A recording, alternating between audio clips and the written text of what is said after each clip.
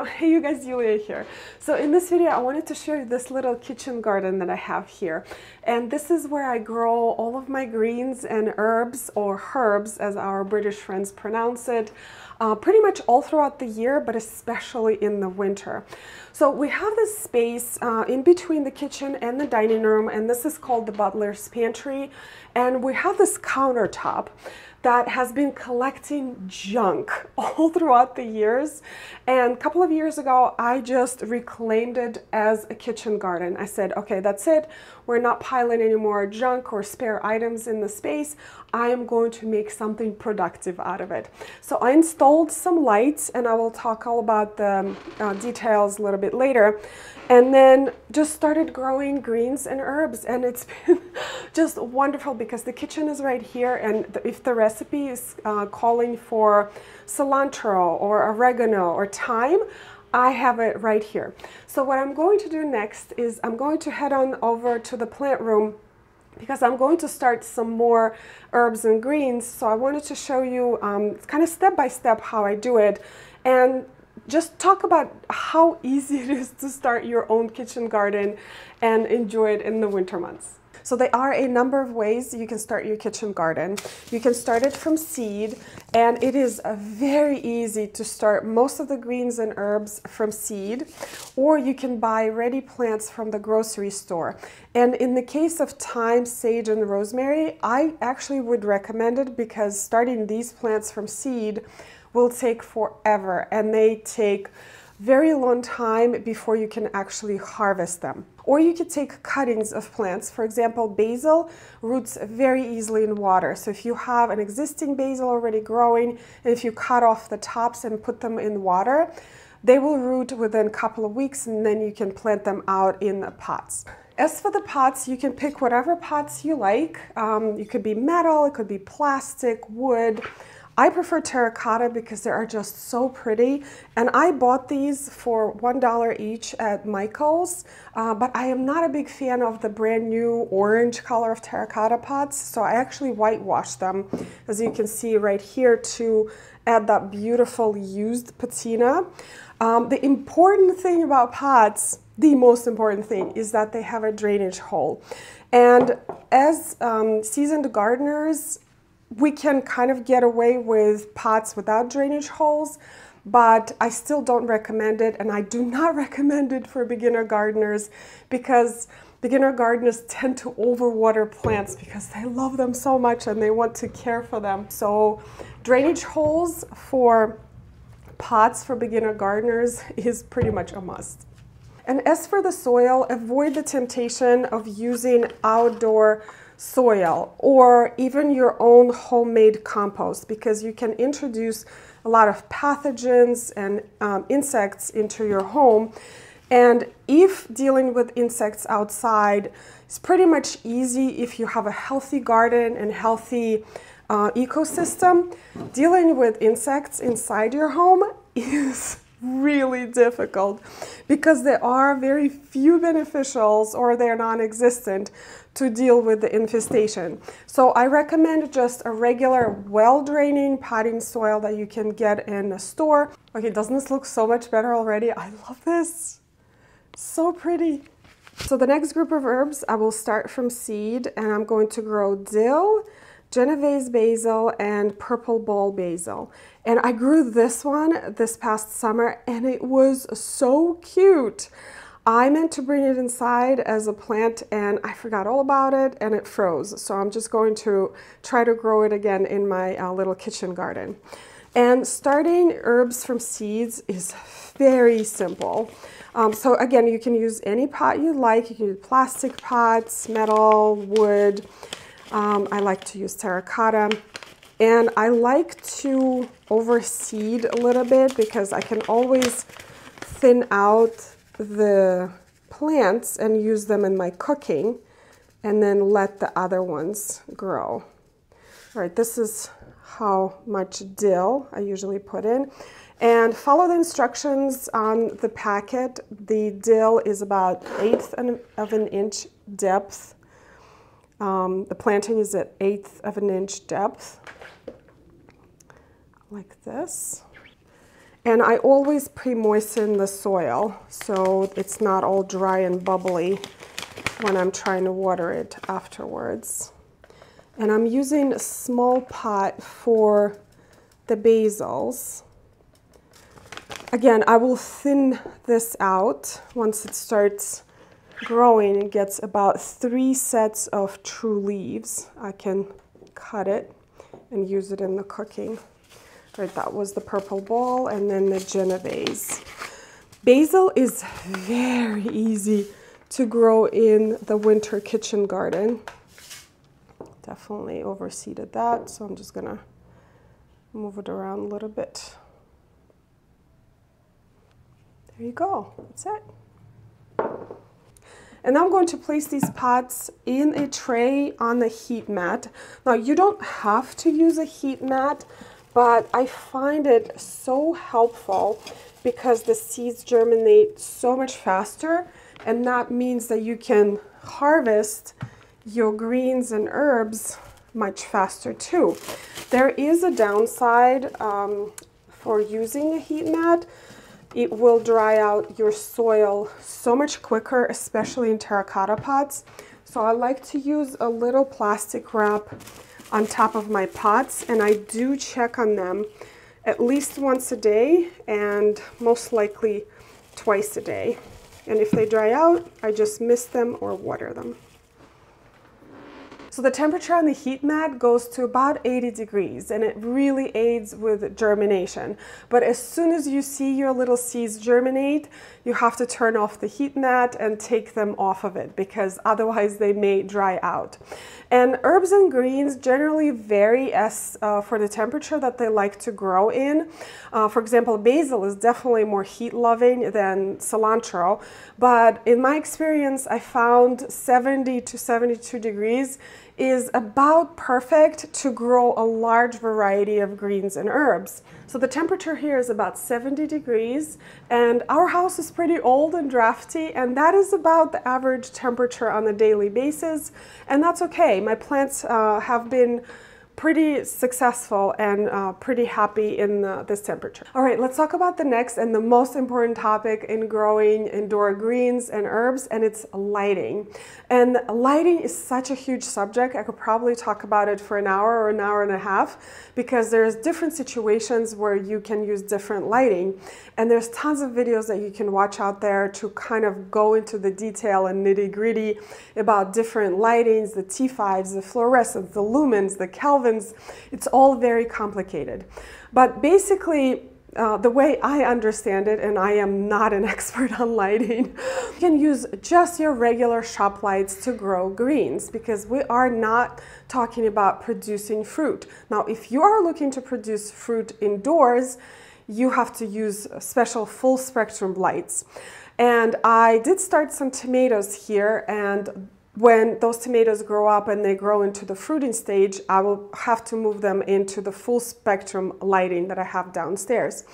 But what I'm going to do is post all of the lighting equipment that I have and I've tried over the years in the description down below. You can check it out and see as for the price point or for the situation what is right for you. But right here in this kitchen station, I'm using Barina lights, which is just a regular shop light, and they are really bright lights, and I've had a lot of success growing herbs and greens under these lights. Now, these are LED lights, and they were quite inexpensive to buy, and they're also very cost effective to operate. But keep in mind, even if you buy more expensive lights, let's say full spectrum, because you are planning on growing some fruit at home, I would say that initial investment over the next years will pay for itself over and over again, because I have some of the full spectrum lights that I bought 10 years ago, and they are definitely paid for themselves this entire time with all of the amount of seeds that I started under them, with all of the greens or fruit that I've grown under them, like tomato plants, for example. So if you don't have sufficient light, you can see it right away. You will see your plants start to become leggy. The distance in between the nodes will extend and the plant will weaken and eventually die. Now, if you don't have access to grow lights, you can grow your kitchen garden on a south-facing window. Just keep in mind that the day length in the winter is much shorter and the light intensity is just not as high. So I would go with herbs and greens like lettuce, cilantro, or parsley that are a little bit more shade tolerant than, let's say, oregano or thyme. So these lights here I installed with the help of Velcro tape, so very easy installation. And I keep them on for 12 hours a day. And I have a timer right over there, so I don't even have to remember turning them on or off. So let me give you an example of what a plant that does not receive a sufficient light looks like. So I started these radishes about 10 days ago. These with insufficient light, and these actually are receiving full spectrum light downstairs in the basement. And you can see the difference, how leggy and weak this particular radish is. I don't even think that it will form root crop. Meanwhile, these, look how stocky they are, and you can see the root crop already forming. So lighting is definitely important when growing your greens and herbs. And another thing I would recommend when you're starting your plants from seed is getting them as close to the light as possible when they just germinate. And I use all sorts of supports. You can use Tupperware, you can use plastic container like this, or maybe turned pot upside down, but basically try to get them as close to the light as possible. So when they just germinate, I keep them about 2 inches to 3 inches away from the light. And as they start growing, I lower the pot. So let's talk about watering real quick. I normally see 2 problems, either underwatering due to neglect, or you forgot about your plants, or overwatering because you love your plants so much, you want to give them so much attention, and that is usually in the form of watering. And that is usually a common problem for beginner gardeners too. So I have remedies for that. For underwatering, I would suggest that you place your kitchen garden somewhere nearby, somewhere where you can see it every day, preferably on the kitchen, right? Because you are cooking there, so you can reach out and get your produce right then and there.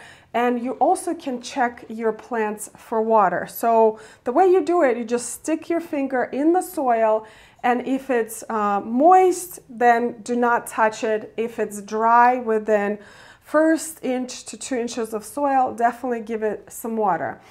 I water my plants about once a week, maybe twice a week. And our air in our house is pretty dry, so things dry out quite fast. Now for overwatering, I recommend that you mist your plant instead. So forget about the watering can and take out your sprayer and just spray your plant instead. Spraying your plant with water just raises humidity. Most plants really love it. And this way you will feel that you're giving your plant attention without harming it. Now let's talk about pests. In indoor environment, it is crucial that you do not introduce any pests to your kitchen garden because they will be really difficult to get rid of. My biggest problem is aphids, and what I'm trying to do before I start my kitchen garden, I disinfect and I wash all of my pots. Any plants that I introduced to my kitchen garden that I brought from the outside get quarantined. So let's say I bought this thyme, it would sit somewhere else in the house for about 2 weeks. And then I will inspect it for any pests, and then if it's all clear, it will go into my kitchen garden. Aphids are fairly easy to get rid of outside because you can spray them with water. There's a lot of beneficial insects that will control them, but inside the house, their population pretty much explodes. And I've had times where I could not control it any longer. My produce was overtaken with aphids, and unfortunately I had to start my kitchen garden from scratch. And as painful as it was, fortunately starting the kitchen garden from scratch is very easy. For just a few dollars, I can go and get some more herbs from the grocery store and start my new greens from seed. Now, another very common pest that you will see indoors and specifically in the kitchen garden are gnats, fungus gnats. So those are a little bit easier to control in my experience. So definitely watch out for your watering. Let your plants dry out in between the watering. And then, of course, use the stickies. Stickies is my first line of defense. In fact, I just put them in here as defensively, and I see a couple of gnats on them right away. And those are the gnats that will not lay eggs, so I will keep my population down. If your problem is really bad, you can use mosquito bits, which work as well. They kill larvae in the soil. And if you're concerned about the potting mix that you are using when you're starting your seeds or when you're replanting your herbs, just pour some boiling water on it. The potting mix is already sterile, so you're not killing any microorganisms or anything, but you will be killing any fungus gnat larva that is in there. And now the exciting part is harvesting your herbs and greens. I normally just cut a few sprigs or whatever is needed for the recipe. You normally don't need that much. And the big rule is not to cut more than a third of your plant. This rosemary right here, I don't know if you can see that, but it has pretty much 1 liter, and I want this plant to be a little bit more bushier. So what I'm going to do, I'm going to top it off right here, and it has these side shoots that will make this plant a lot fuller. And rosemary does grow pretty fast. Thyme is not as fast, but I still get a lot of produce. At the time of the harvest, if I don't forget, I also fertilize my plants. And I use just a liquid organic fertilizer, a couple of pumps in the water, and I just water and fertilize my plants at the same time.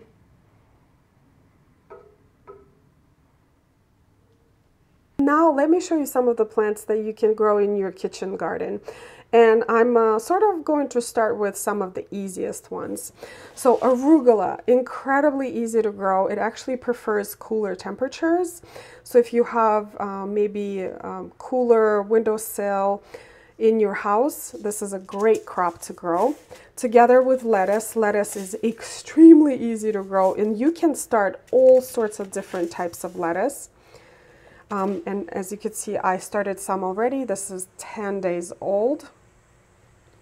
Cilantro. I know not everyone is a fan of cilantro, and to some people it tastes like soap. I love cilantro. So here's some that I started from seed. This is about a week old. Dill, incredibly easy to grow, and boy does it punch with the taste when you just need it. And I love growing dill instead of buying it in the grocery store, because when you buy dill in a grocery store, it wilts so fast. But if you grow your own, you will always have fresh dill. Basil, Genovese basil, so easy to grow. It does prefer a little bit of a warmer temperature, but even here where the temperatures are about 70 to 72, I have really good luck growing basil. And I am going to try this purple ball basil, which is so fun. Now, as for the ready herbs, these I recommend buying as plants in your grocery store. Sage, thyme, rosemary. You can also buy oregano. These are a little bit harder because they do need more light in my experience.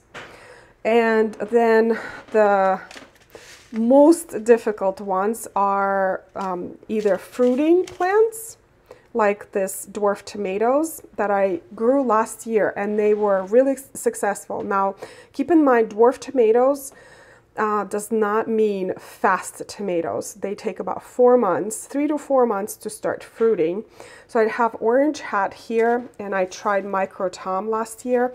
I loved the taste of Orange Hat. The Micro Tom, not so much. I'm not sure if it was a user error, but I'm trying them again and see if something went wrong. Now, for the very first time, I am trying radishes this year, and as you can see, I had some success. But radishes require a lot of light and cooler temperatures, which is kind of hard to accomplish with shop lights or LED lights or even full spectrum, because the plants do warm up a little bit more than they would like to. All right, you guys, I know this was a lot of information to digest, and I will put all of the topics in the description down below so you can click on the particular one that you're interested in, let's say fertilizing or lighting or watering. But there are so many reasons to grow your own greens and herbs, because you don't have to pay for them as much as in the grocery store. There's no E. coli contamination or unknown pesticides. And it is just so much fun, especially in these cold, dark days of winter. And I don't know about you guys, but I think gardeners kind of split into two groups. Some love the rest in the winter and take a break, and some are just devastated that they cannot grow something. I am in the second camp. I'm the one that is devastated when the growing season is over, and something like a kitchen garden like this brings me so much joy. I love seeing new seeds germinate and greenery appear, and use it in my cooking as well. Anyway, thank you so much, you guys, for watching today's video. I hope you learned something new, and I will see you in the next one. Bye. Kitchen garden. This is very squeaky. All right, so actually, you know what? I gotta move this back. Can you see me? And herbs. This sounds wrong. You're gonna live here. You're gonna live here. You're gonna live here. Right? Maybe not. Never know. So as for the pots, you can pick. That raises to. So temperature and the heat is so redundant. And the temperature for greens. What's going on over there? You guys okay? Why aren't you working? It's lighting.